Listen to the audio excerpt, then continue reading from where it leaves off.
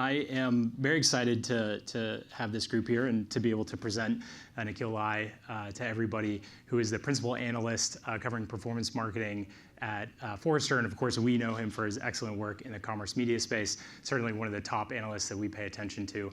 I'm Nicholas Ward. I'm the co-founder and president at Koddi. We're a commerce media platform. And we're going to jump in today to a lot of hopefully valuable content for everybody, covering the value of paying attention to all commerce media, specifically what you can learn by focusing on what's happening across verticals. And the reason that we wanted to put this content together was that we found really early in running the business that there was a lot of value in paying attention to the deep problems that one vertical would be experiencing and the challenges that they might be facing, abstracting those problems, and then applying that to other verticals. And so when we did that, we found some of these tough things actually were really valuable across different marketplaces of different kinds in kind of some unexpected ways. So earlier this year, we started working with Forrester to commission some research specifically on this topic. And today, I think we have some good content for everybody. I'll warn you, there are some slides that are a little bit dense in terms of their content, but we wanted to make sure that we provided as much value as possible. On the screen, there's a QR code. If you scan that code, you can just download the slides from today. And then when the full report comes out, which I believe is in a month or so, then you'll get early access to that, and it will be delivered directly to you. So with that, let's jump in. Maybe, Nikhil, a good way for us to start is I'd love to get your sense of how has the definition of commerce media evolved, and where are we today? Yeah, it's a great question, and thank you so much for having me and for doing this research with Forrester. So I would say that commerce media was a channel a few years ago. It was a channel along with CTV and search and social. Now I think it's a cultural discipline almost that's involving shopper marketers learning the language of ROAS. It's helping trade marketers learn about incrementality. It's helping retailers learn about ad servers and SSPs. So there's so much new vocabulary and new cultural trends that are being unlocked by this. And now it's really become this operating system, and I think this cultural discipline, more than just a media channel. Absolutely. And so one of the things that we wanted to accomplish with this was to give people a sense of place. Where are they in the maturity spectrum? What is happening with other verticals? And so how would you describe the state of play? Yeah, so this slide, I think, clarifies that. And the highlight here is that almost half of the respondents are operationalized or advanced. So ROI is being proven. They are investing net new money into commerce media. They're getting high margin income from commerce media that they're using to offset losses in other parts of the business. So it's paying for itself, clearly.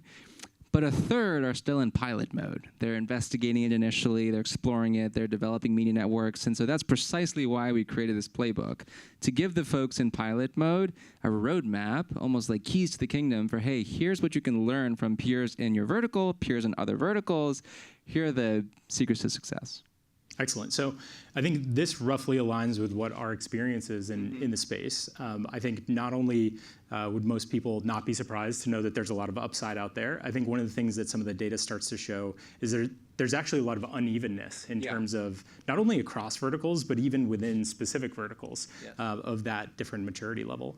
And one of the things that we're finding right now is really top of mind for publishers especially, is how to deal with things like fragmentation, how to deal with things like measurement, how to deal with things like incrementality. How are some of those goals showing up in the research? Yeah, so this research confirmed what I hear anecdotally from GMs of commerce media networks, is that the big priorities for the next 12 months, as you can see on the slide, are first-party data and more effectively utilizing that, measuring commerce media more clearly within your network and helping advertisers measure clearly across networks. And I was speaking to a marketer who buys from CVS and Walgreens, and she's getting, I think, a 4-to-1 ROAS from both.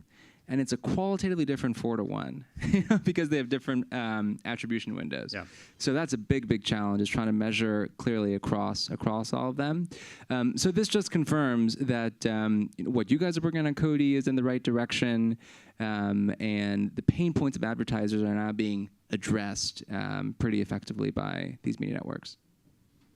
Agreed. And so when we see that deployed today for customers, one of the big questions that comes up for them is not only fragmentation in their experience, fragmentation across experiences like you're talking about, but if we zoom in on a single publisher experience, how does the fragmentation start to show up there? Yeah, so this is really, I think, quite revealing. So only 10% of respondents, this is a representative sample of networks, it's close to 800 people from across industries, only 10% are dynamically optimizing formats using real-time data and rules-based logic.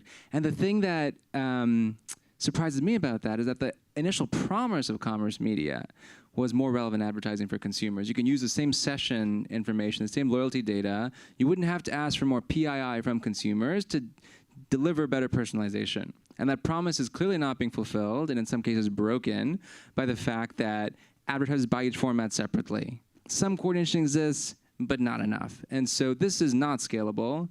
This is not sustainable. You know, if this persists, I think that the TAM forecast that people have, these really bullish forecasts about $80 billion, $100 billion, all that's going to be, you know, a mirage unless this problem gets solved. Completely agree. I think that one of the surprising things to me in this slide is actually the 31%. Yeah. And so there's probably a lot of advertisers, especially, that feel like 31% is very high in terms of the number of consolidated experiences that you can have, the ability to buy cross-channel, let alone across network. And so one of the ways that we see that manifest today really is in that multi-channel buying experience. Yeah. So you have something like on-site, off-site, but something we were talking about earlier, that's different teams a lot of times. Maybe different parts of the organization. Maybe it's even a third party that those experiences are being delivered by. And so it's incredibly difficult to be able to maintain continuity in terms of the advertiser experience. But what does that mean for the consumer experience, I think is the next question that comes up there. And so to break down that fragmentation, you need extraordinary measurement. Yes. You need the ability to really consolidate those experiences. But let's talk about measurement for a second first. Sure. How are the KPIs evolving? What's different now versus, say, a year ago? So just to build on the last slide before I answer that question, so you mentioned on-site, off-site fragmentation. What I'm hearing marketers do is that they're holding different formats accountable to goals that are unique to that format. So they're using on-site, for example, to retarget people who are exposed to an ad off-site. And so you have a prospecting CAC goal on off-site, and then you have a retargeting CAC goal on-site. But then they're laddering up to brand level goals. Okay, how does my commerce media impact household penetration? How does it impact share of voice? And so they have those campaign level KPIs that are unique per tactic, and then the brand level KPIs that are overarching. I think that that's the way to go. And so what we're seeing here is that ROAS remains king, but ROAS is a very blunt metric. You know, there's no notion of incrementality inherent in ROAS. And again, much of the money coming into commerce media is shopper and trade marketing money. So a lot of the brands I speak to call it digital trade.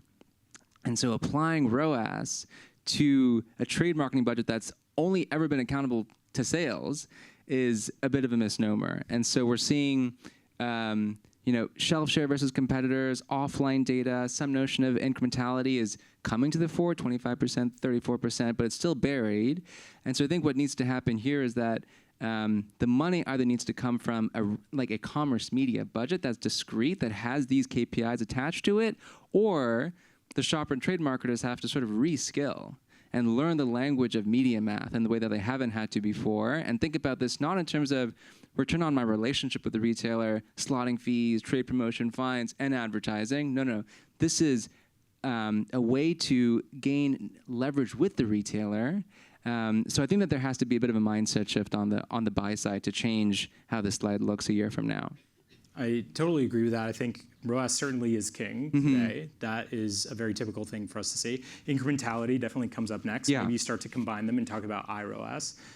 But I think one of the things that it really requires of publishers is to actually have a really good incrementality program out of the gate as the foundation for everything that you want to ultimately deliver to an advertiser later on. And so I think people would be really surprised to know how frequent it is when we're working with a new customer, maybe it's even an RMN that's been in business for a handful of years, that it's not that normal for them to actually have this Right. really rich and sophisticated incrementality modeling just as their baseline. Sure. And that is always very surprising to me because you have to understand first the incrementality that are associated with ads in general. Right. And then you have to understand the incrementality across different types of experiences, Yeah.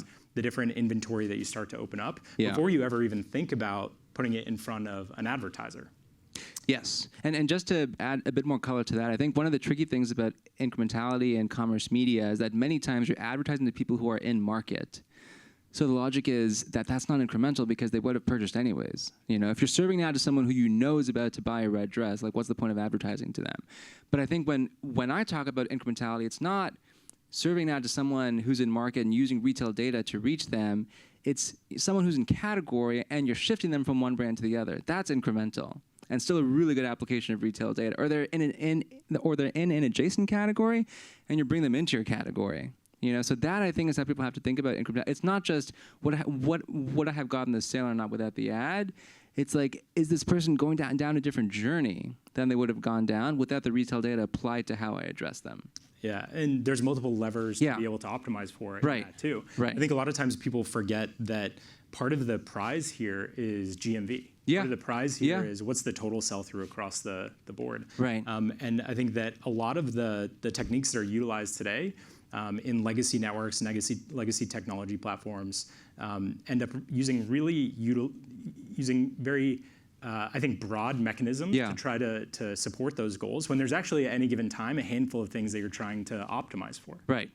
I totally agree. So let's talk about optimization a little bit, and targeting is a big piece of this. What did you guys find in the data?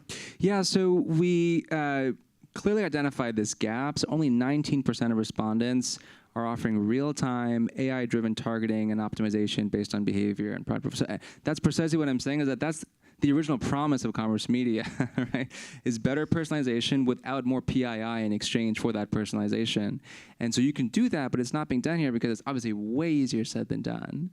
I mean, you need really sophisticated machine learning. So that's when someone types in the word red in a search bar on a retailer's website, you should be able to predict if what they're going to type next based on what you know they're in market for, and then serve them an ad that again switches their category or causes them to recall a brand that they haven't thought about in a while.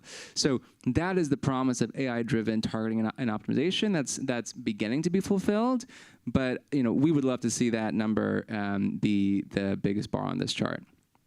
Agreed. I think it's interesting too to see the difference between what's been exposed by some of this research and what somebody might go out on stage and say, right? Like this doesn't really sync with how a lot of people would present the opportunities out there. But in many cases, same respondents were really focusing on trying to pull out the truth here, which is a big part of why we wanted to commission the research. Right, right. When we're thinking about targeting and optimization, those two things go together, I think, in a very natural way. But one of the things that we would love to see people pick up more on is the idea that targeting works or should work totally differently today versus how it worked when we originally came up in the marketing space. And so if I think about traditional marketing, you're focused on a number of segments, you're trying to target across those segments, you're really trying to tell the story of what's working in the business through that lens. Maybe you have 8 in a board presentation that shows the marketing strategy, but that's not really the reality of what's going on in these networks.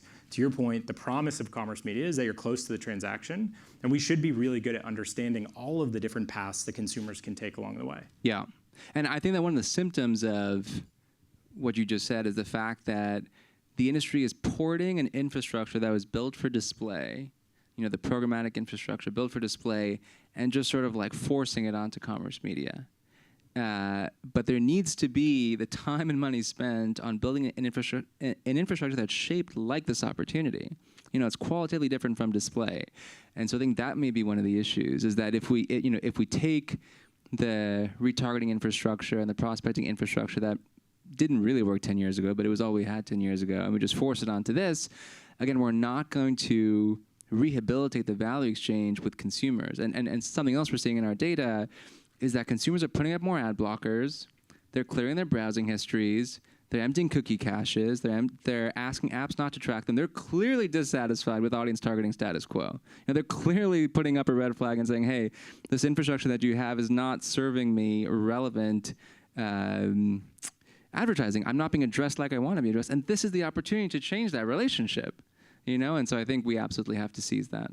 It is, and I think we can quantify some of the value. Yeah. So one of the customers that we have that really changed how they thought about targeting recently went from a world where they were thinking about 20, 30 different audiences to activate in their platform to letting the machines do more of the work. And so when you start to do that, you go from a world where you're thinking about 8 audiences, 8 targets that you're going after to 8 million. It's however many customers you have.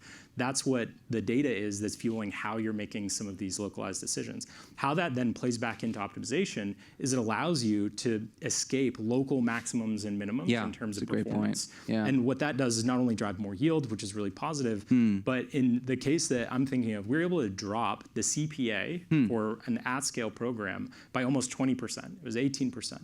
And you might look at that and say, well, okay, the revenue must have gone down as a result of it. But instead what happened is it unlocked a lot of growth because you had individual advertisers that now were no longer constrained by the ceiling that they were hitting performance-wise. And so they might be seeing their budgets go up 200%, 300%. That's the power of starting to think differently, I think, about some of the things in this area. It's really interesting. And so why don't we turn a little bit towards more the vertical insights that started to come out of this. If it's okay, we'll start with travel because that's where we started our business originally at Koddi. So what did you find in the travel space? Yeah, so we found a paradox, being that travel has some of the richest, most like intent-rich data of any vertical out there, and yet the most fragmented. Some of the longest sales cycles, some of those complex conversion paths, so many cooks in the kitchen. And so that's the paradox, is that you have this gold mine, but you can't mine it because you can't find the route to the mine, or the route to the mine is too long, it's blocked or something. And so would love to hear how you're thinking about solving that paradox. Yeah, so in travel, it's certainly more complicated than this, but you can simplify it and break down and say the experience for a consumer is something like research, its purchase, and then its experience. Yeah. And so if you think about each one of those phases, you actually have the opportunity across a lot of surfaces to provide a ton of consumer value. So let's just start there, which is when I'm in the research phase, you're learning a lot about me as a consumer that allows you to put offers in front of me, if you wish, that actually enhance my experience quite a bit further. Right. Now, after booking today, a lot of brands would kind of stop at the point of saying, okay, we're just going to keep this guest warm, let's say.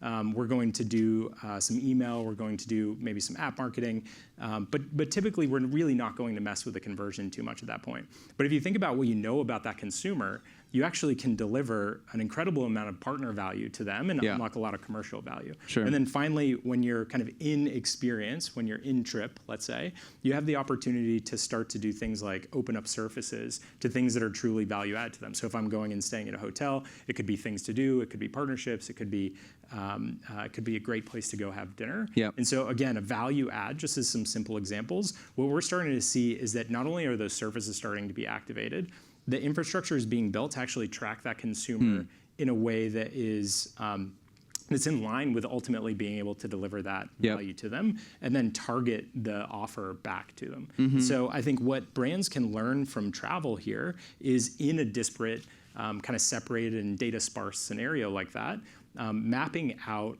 what those engagement points are and how to open up those surfaces, I think is going to be a place that travel is a leader. Totally. But the creative has to be right. The creative has to be right. Which gets us to our next vertical. It does, and a more mature vertical. So what's going on in retail? Yeah, so retail, the biggest bottleneck is getting all the creative that you need up to spec. And again, I mentioned the Walgreens and CVS example. It's a similar issue with creative, where the creative is different from one retailer to the other. And creative, I think, as we all know, has the strongest impact on the performance of a campaign. More than the audience, more than the placement. It's the art that you put in front of them. And so we're seeing that the creative approval process is too manual. Creative isn't sufficiently templated so that you can scale winning creative. And so what I recommend is that advertisers apply more rigor to creative testing, but also first inventory what they have. I think the biggest issue is that advertisers have too much creative. They're sort of awash in creative, and they're not sure what's being utilized, where it's being utilized, how it's performing. So that's step one. Figure out what you have, and then score it based on what's performing or not. once you have that, you can build more of what actually performs. But that's a big unlock, I think, in a space that hasn't gotten enough coverage. Yeah, I mean, it completely lands for me in terms of the experiences that we're seeing. Let's say you want to go open up offsite. That's usually a big lift for people to start to figure out to really, truly do it the right way, make sure it fits in the strategy. Now the next thing is, how are we going to open up some of the audiences? What creative are we going to deliver to them? You need to be able to do that at scale. So there's kind of the challenge of making the creative first, and then starting to apply it in a more dynamic way to be able to reach the scale that makes sense. Yeah. We had a fun implementation recently where we built a more dynamic creative experience for advertisers to be able to work through as they were setting up their offsite campaigns. And it doubled the speed at which they could go from kind of idea and sale to new campaign being ready. But then exactly what you could predict, all of a sudden approval became the bottleneck. Yeah. So it's the call for new technology to be built on that front. I think the bad news there is that it's getting more complicated than ever. The good news is that the tooling is better than ever. To be able to extract some of the rules, use some of the technologies that are out there. LLMs are especially good at dealing with a lot of text creative, visual creative, multimodal is starting to become very real there. And so it's coming into place, but I think it's a build it while you fly it for a lot of partners. Yeah, and the sort of theme that I'm seeing in creative is that the creative that performs offsite is what we call brand response creative. So it's creative that simultaneously generates unaided awareness, builds share of voice, is strengthening memory structures, building recall. But because you have the intent data from which to build a creative, you can also get people to consider your product if they're in market or not. And so that sort of marriage of brand and DR, I think, is actually really possible in this scenario. Yeah, and so if you're thinking about marrying that experience with the insight that ends up coming from something like a trend or something along those lines, these brands, the apps, are so well positioned right now to be able to take advantage of this opportunity. But what are you seeing there? Yeah, so what we're seeing here is that there's a lot of volume that these apps are able to drive with ads. So they're mostly using LTOs, product launches, day parting, but they're not sufficiently personalizing the experience. I think that they're underutilizing the first-party data that they are also awash in. Is that what you're seeing as well? I think we're seeing a little bit of a different view on, I think, a very similar topic, which is that maybe it's not as much a challenge for them to be able to reach the consumers with a more personalized experience. It's actually a little bit of a challenge of how do you operationalize the speed at which they get some of the data and some of the insights in. Yeah. So I think we see some great examples in market where somebody's able to take something like a trending topic and merchandise against that and release something. So I think one of the innovations that we can expect here from this vertical specifically is really around that problem space in itself, which is the idea of really how do you start to open up new ideas? Something that if you have a poor marketing analyst that is having to sit at their desk and figure out, okay, what's my best response to this? What's my best response to this? And it's just a constant always on, really hard to be able to do. But to be able to train an agent to be able to take data in, I think is maybe the kind of thing that these types of operators could be really successful with. But I actually expect quite a bit of continued innovation in this space. Yeah, I agree. Maybe let's talk about a space that would be tough to innovate quickly. So what are some of the challenges we're seeing in financial services? Yeah, so the biggest problems here are about brand safety, about protecting privacy while also delivering relevance and personalization, about the service and tech providers being patient enough as they work with these highly regulated institutions and try to go through the change management, to turn these folks into media companies. So that's the headline for us, is that this vertical requires patience, privacy, persistence, but we think that there's a big opportunity here. Yeah. Any thoughts on the innovations that could be driven in this channel, given some of those challenges? Yeah, I mean, what are you seeing across here? I'd say this space, if we think about any of these through the lens of how the challenge creates the opportunity to learn something interesting, maybe in financial, you look at something like how important trust is with a consumer to make sure that you really don't deploy something in market that erodes trust. Because I think the cost of that could be so much greater than in really any other channel that I could think of. Yeah. I think another one is thinking about how you really abstract some of the problems out to be a little bit less user specific and a little bit more thematic, and where you can create maybe digital experiences for them. It's like, what's the mortgage calculator of the different financial that's a good point. experiences that somebody will have kind of over their lifetime. Mm-hmm. And then I think yield is going to be a really interesting part of this as well, which is if I'm logging into a banking app, let's say, probably not the best time to show me an ad, right? Like not what I really went there for. Right. So the bar actually has to be really high, which means that we're going to have the right tools and technologies that allow us to optimize and understand when the right time is, when the right time isn't. Right. Yeah. Totally. So some verticals are lucky to have challenges of all the verticals kind of all in one. And this is sort of how I think about automotive. Right. Right. Yeah. The big challenge here is the relationship between centrally managed campaigns, distributing that authority to dealers, partnering with them, distributing through them. And so that's what we found in this data. You know, the biggest challenge is that the regional campaigns are too manual right now. There's a lack of coordination between the central teams and the regional campaigns. There's some personalization happening, but the dealer networks, you know, have their own media, and there's not much alignment between the networks and across the networks. And so here, I think you have the cultural issues that I mentioned at the start on full display. Yeah, you have maybe this baseline resistance to change. It's sort of built into how a lot of these organizations operate. And so that to me is one of the learnings to be able to pull from. It's like, how do you structure teams to be able to deliver cohesive experiences when you actually have a really disparate organizational setup in which you have a lot of complexity with who owns what, where it is, how it's broken down across region. I think you hit on those points incredibly well. I think one of the things that we're really excited to see here is that automotive is another complex purchase. It's something that is a very considered purchase, happens across a lot of different touch points, a very expensive purchase in a lot of ways, and you lose the ability to keep track of consumers. So anything that happens really low funnel ends up being incredibly valuable to be able to allocate the insights to. But it also puts you in a position where your ability to drive value as a network is really significant, because if you can connect the dots between what's happening on-site and what's happening off-site,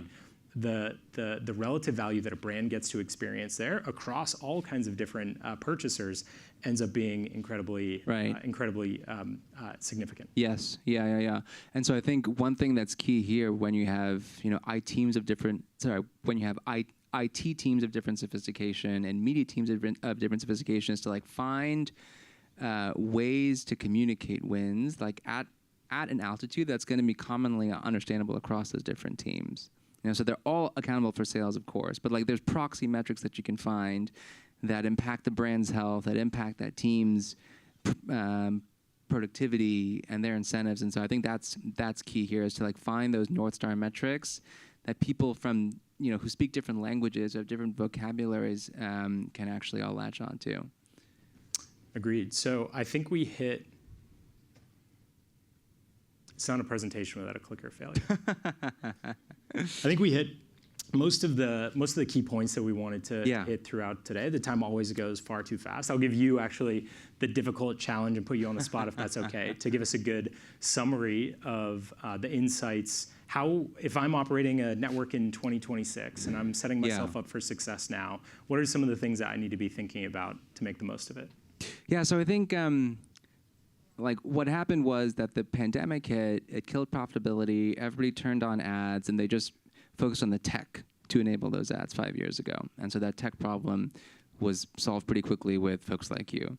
And then the process problem became clear over time. It's like, okay, wait a second, like should we do on-site or off-site? And where's the money coming from? Is it shopper dollars, is it trade dollars, is it brand dollars? And so then the complexity came with the processes.